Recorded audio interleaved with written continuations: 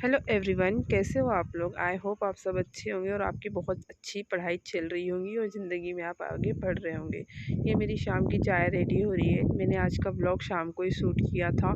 आज बहुत ठंडी ठंडी हवाएं बह रही थी और आज हमारे यहाँ बारिश भी हुई है बनारस में। आपके यहाँ बारिश हुई है यानी कमेंट में ज़रूर बताइएगा। और इस शाम को ना इतनी ज़्यादा बारिश हुई कि पूरा मौसम ही ठंडा हो गया। और बच्चों को बचा के रखिएगा ठंड में। आज मेरे यहाँ बनने वाला था लिट्टी और चोखा, उसी की तैयारियाँ चल रही थी। तो सब लोग गए थे मार्केट और पीहू बस घर में अकेली थी तो अपने स्टंट कर रही थी। तो ये देखिए, जो हमारा सब्ज़ी रखने वाला बास्केट था उसको उठाकर लाई, उसके ऊपर चढ़ती है और फिर गैस के ऊपर चढ़ने की कोशिश करती है। बट बेचारी की टेक्निक फ़ेल हो जा रही थी, वो चढ़ नहीं पा रही थी।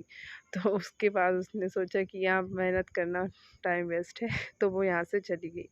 इसके बाद फिर हमने अपनी तैयारी चाय वाय पीकर पीहू के पापा सब मार्केट से सामान लेके आ गए थे। तो फिर मम्मी जी लगे थे लिट्टी बनाने में। क्योंकि लिट्टी बनाना पड़ता है हमको कंडों पर। तो जो बिहार से होंगे तो वो तो जानते ही होंगे लिट्टी विट्टी कैसे बनाते हैं। तो यहाँ पर हमने लिट्टी कर दी तुम थी, जाके जो पढ़ाई करो, सत्तू रहने वाली दो, लिट्टी तुम्हारा थी जरूरत मेरी नहीं है। मम्मी जी बना रहे थे। मैं अकेले और जला मैं लूंगी आग समझाकर आ मुकेश चाचा चुकी के थी साथ। और ये मेरे देवर ये जी देखिए ना। हॉस्टल से आ गए थे। आज का ब्लॉग मैंने थोड़ा फैमिली मेम्बर्स को भी आप लोगों को दिखाया है। तो आपको पता चल जाएगा मेरी सास कैसे दिखती हैं, हस्बैंड कैसे दिखते हैं। और ये हम लोग यहाँ आग मैंने जो लगाई थी, आग वो बुझ चुकी थी। फिर मेरी मम्मी जी आकर फिर से उन्होंने लगाया था। फिर ये लिट्टी चोखा रेडी हो गया था। मैं आगे बीच की वीडियो शूट करना भूल गई थी क्योंकि सब खाने लगे थे। तो फिर मैंने सोचा सबको खिला लेती हूँ। तो बहुत ही ज़्यादा टेस्टी लग रहे थे और मुझे ना लिट्टी ना घी में ही डाल के पसंद आती है। तो मैंने बहुत सारा घी लगाया था और फिर ही मैंने खाना स्टार्ट किया था। और आज मैंने ना मैथ्स के कोऑर्डिनेट ज्योमेट्री के चैप्टर्स किए।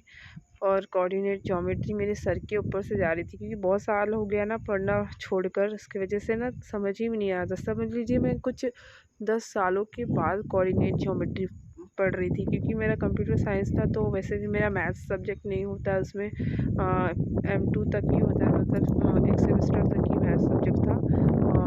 2 सेमेस्टर मतलब सेकेंड ईयर में भी मैथ्स था। फिर उसके बाद मैंने मैथ्स पढ़ा नहीं और उसमें भी कोऑर्डिनेट ज्योमेट्री नहीं था मुझे। तो उसकी वजह से ना थोड़ा सा पढ़ने और समझने में बहुत ज़्यादा दिक्कत जा रही है और सर के ऊपर से जा रहा था कोऑर्डिनेट ज्योमेट्री। तो फिर भी मैंने बहुत मेहनत की, 2-3 बार वही क्लास की। तो फिर जाके मुझे पता चला कि कुछ कुछ दिमाग में घुसा। और कोऑर्डिनेट ज्योमेट्री से कुछ 4 से 5 ही क्वेश्चन आते हैं, लेकिन फिर भी 4 से 5 क्वेश्चन बहुत इंपॉर्टेंट्स रखते हैं। तो मैंने ना जैसे नंबर सिस्टम का वेटेज बहुत ज़्यादा है जिसमें 10 से 12 क्वेश्चन आते हैं और ट्रिगोमेट्री का पोर्शन बहुत अच्छा है, उसमें 10 से 12 क्वेश्चन आते हैं। तो ये 2 टॉपिक मैंने ना अच्छे से कर लिए हैं। और बीच बीच के जो भी टॉपिक्स है जैसे अरिथमेटिक प्रोग्रेशन, उससे भी 4 से 3 क्वेश्चन पूछ लेता है, उसको भी मैंने थोड़ा सा अच्छे से पढ़ लिया है। तो मतलब पासिंग मार्क्स तक तो नहीं सोचना चाहिए, पासिंग मार्क्स से ज़्यादा ही सोचना चाहिए हमेशा। लेकिन ओवरऑल थोड़ा थोड़ा मैंने सब कवर कर लिया। लेकिन ऐसा लग रहा है कि कुछ पढ़ा ही नहीं है क्योंकि जब तक मैथ्स ऐसा सब्जेक्ट है जिसमें हम रिवीजन नहीं करेंगे ना तो कुछ नहीं हो सकता है। और मैंने आज CDP के भी 2-3 सेट्स लगाई। तो आज मेरा कुछ 24-25 बन रहा था CDP का सेट। तो क्या है कि CDP अच्छे से पढ़ लेंगे। जैसे CDP नहीं, सॉरी एस्टेट में उसको आर्ट ऑफ टीचिंग कहते हैं, CDP ही है एक तरीके से। तो उसको मैंने क्वेश्चन सॉल्व किया आज, 2-3 सेट लगाई थी। जैसे कि मैंने आप लोगों को बताया मेरी बुक में रुक्मणी की जो बुक है उससे मैं सेट लगाती हूँ।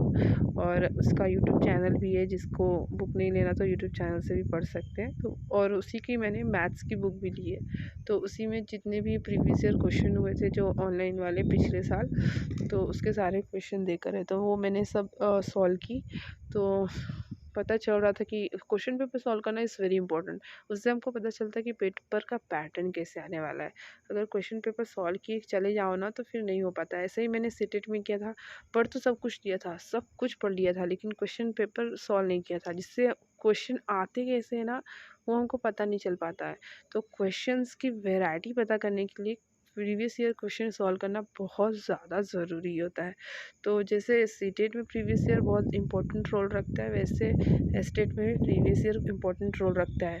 उससे पता चलता है कि कौन से सब्जेक्ट से, कौन से टॉपिक से ईज़ी टू मॉडरेट या मॉडरेट टू ईज़ी या टफ क्वेश्चन, जैसे मतलब जैसा पूछता है, किस टॉपिक से ईज़ी पूछेगा, किस टॉपिक से हार्ड पूछेगा, किससे कितने क्वेश्चंस पूछता है, उसका हमको ना एक प्रॉपर तरीका पता चल जाता है कि हाँ, इससे इतने क्वेश्चन कर सकते हैं और हम इवैल्यूएट कर सकते हैं कि हमको ये टॉपिक पढ़ना है, ये टॉपिक छोड़ना है। इसलिए प्रीवियस ईयर करना बहुत ज़्यादा ज़रूरी होता है। तो जैसे कि मैंने ना जीके जीएस का पोर्शन छोड़ दिया, उस 5 मार्क के लिए जो 80 नंबर्स है, 30 नंबर है, उसको नहीं छोड़ सकते। जिसका ज़्यादा वेटेज है और जो जल्दी हो सकता है ना, वो टॉपिक मैंने सोचा है कवर करने की कोशिश की है। वैसे तो अभी एस्टेट का एडमिट कार्ड नहीं निकला है, ये तो बहुत अच्छी बात है कि टाइम मिल रहा है पढ़ने के लिए, बट पता नहीं कब एडमिट कार्ड आ जाएगा और कब पेपर हो जाएगा, कोई भरोसा नहीं है। तो इंतज़ार नहीं करना है कि एडमिट कार्ड आएगा तो उसके बाद थोड़ा थोड़ा पढ़ेंगे। अभी कैसे कि मैं मैहर चली गई थी, मेरे बच्चों का मुंडन था, तो उसके बाद मेरा रूटीन ना पूरा बिगड़ चुका है। जैसे मैं 5 घंटे की 6 घंटे की प्रोडक्टिव स्टडी करती थी, अभी 3 से 4 ही घंटे कर पाती हूँ। तो उसका मुझे थोड़ा दुख हो रहा है, बट अब मैं पढ़ाई में ज़्यादा ध्यान लगाऊंगी। और इस समय रील्स वगैरह बहुत डिस्ट्रैक्ट करती है, तो मैंने इंस्टाग्राम भी आज अपने अकाउंट से डिलीट कर दिया, क्योंकि इंस्टाग्राम, रील्स और सब कुछ के लिए मेरे पास दोबारा टाइम है, लेकिन पढ़ने का टाइम नहीं मिलेगा दोबारा। इसलिए पढ़ाई को ज़्यादा इम्पोर्टेंस दे रही हूँ मैं, क्योंकि पढ़ाई करने के लिए मेरे पास ये 1 ही साल है, इसके बाद फिर मुझे पढ़ाई करने के लिए टाइम नहीं मिलेगा।